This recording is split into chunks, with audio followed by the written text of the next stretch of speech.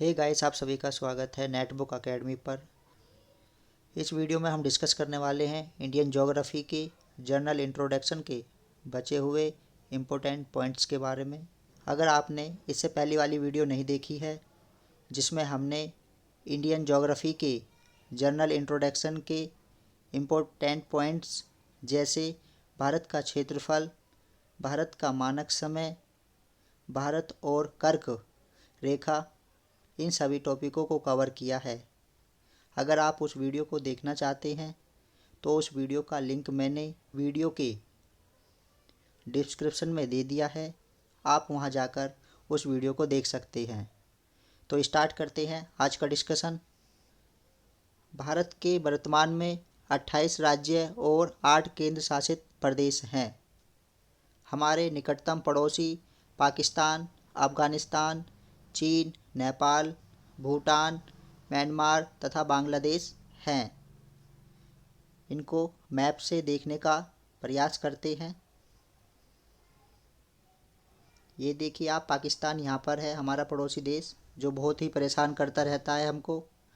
ये अफ़गानिस्तान है, ये चीन है यहाँ पर, और ये नेपाल, भूटान यहाँ पर है, बांग्लादेश यहाँ पर है, और ये म्यांमार है जहाँ पर अभी हाल ही में वहाँ की सेना ने लोकतंत्र देश को सैन्य देश में तब्दील कर दिया था। इसके बाद यहाँ श्रीलंका है। आगे डिस्कस करते हैं। पाकिस्तान की सीमा को स्पर्श करने वाले भारतीय राज्य और केंद्र शासित प्रदेश हैं जैसे जम्मू कश्मीर, लद्दाख, पंजाब, राजस्थान तथा गुजरात। तो गाइस, मैं आपको बताना चाहता हूँ, पहले जम्मू कश्मीर एक स्पेशल राज्य हुआ करता था, परंतु मोदी सरकार ने उसको केंद्र शासित प्रदेश में बदल दिया, जिसमें जम्मू कश्मीर और लद्दाख का गठन किया गया था। अब हम इनको मैप से समझने का प्रयास करेंगे। ये यहाँ पर पाकिस्तान है। सबसे पहले ये देखिए, गुजरात की सीमा पाकिस्तान से लगती है, फिर राजस्थान की और पंजाब की, फिर जम्मू कश्मीर जो केंद्र शासित प्रदेश है अब, और ये लद्दाख। इन सभी राज्य और केंद्र शासित की सीमाएं पाकिस्तान से लगती हैं।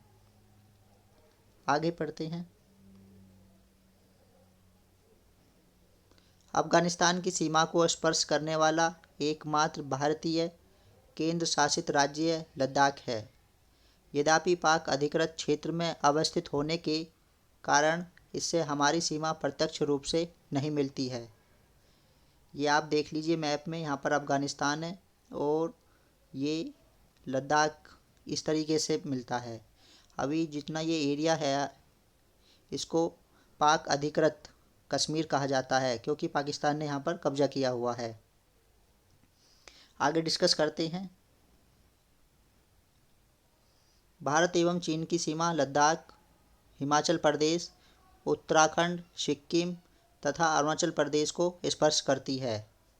ये देखिए चीन, तो इसकी जो सीमाएं लगती हैं वो लद्दाख से लगती है, हिमाचल प्रदेश से, उत्तराखंड से, और फिर सिक्किम और अरुणाचल प्रदेश, इन सभी राज्यों से चीन की सीमा लगती हैं। आगे डिस्कस करते हैं।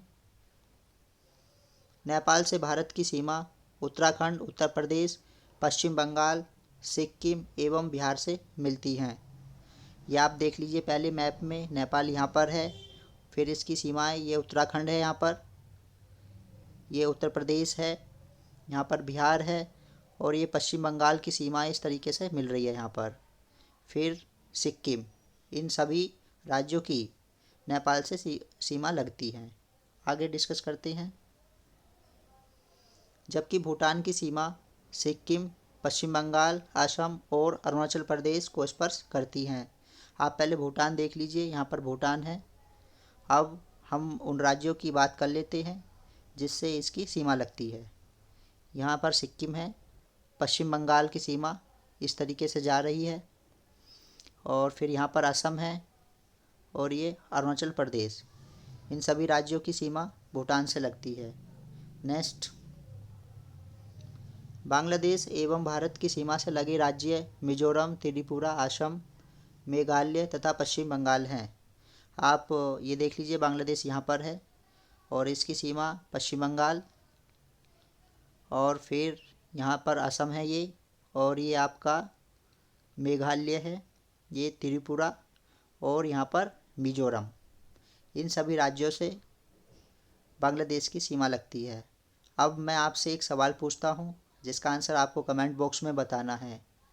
ऐसा कौन सा राज्य है भारत का जिसकी तीनों तरफ से सीमाएं किसी विदेशी देश के साथ लगती हैं? आगे देखते हैं। म्यांमार की सीमा अरुणाचल प्रदेश, नागालैंड, मणिपुर तथा मिजोरम को स्पर्श करती हैं। आप देख लीजिए, म्यांमार यहाँ पर है और ये मिजोरम है यहाँ पर, फिर मणिपुर है, ये नागालैंड है और ये अरुणाचल प्रदेश। इन सभी राज्यों से म्यांमार की सीमा लगती है। आपको ये बताना है कमेंट बॉक्स में कि म्यांमार की सीमा भारत के कितने राज्यों से मिलती है। नेक्स्ट, श्रीलंका भी भारत का पड़ोसी देश है जो हिंद महासागर में पाक जल संधि द्वारा भारत की मुख्य भूमि से पृथक है।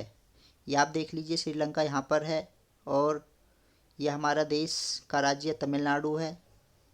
तो इसकी जो सीमा है इस तरीके से लगती है यहाँ पर, जिसको हम पाक जल संधि के द्वारा जोड़ते हैं। आगे देखते हैं। भारत की प्रादेशिक समुद्री सीमा या क्षेत्रीय सागर आधार रेखा 12 समुद्री मील की दूरी तक है, अर्थात एक समुद्री मील को 1.8 मील भी कहते हैं और इसको नॉटिकल मील के नाम से भी जाना जाता है।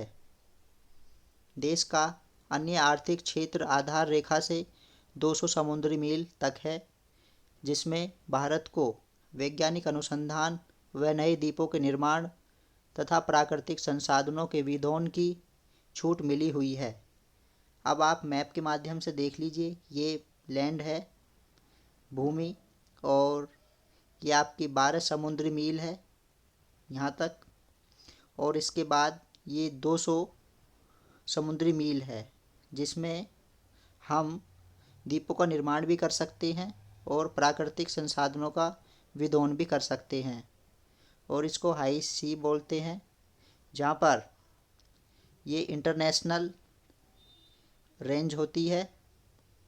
तो गाइस, आपको ये वीडियो कैसा लगा आप मुझे कमेंट बॉक्स में ज़रूर बताइएगा।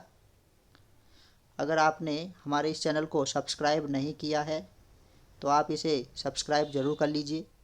जब आप इसे सब्सक्राइब करेंगे तो बराबर में एक बेल आइकन आएगा, उस पर भी आप क्लिक कर दीजिए, जिससे आपको हमारी डेली वीडियो मिलती रहें। तो फिर मिलते हैं एक नए और अगले टॉपिक में। जब तक के लिए धन्यवाद।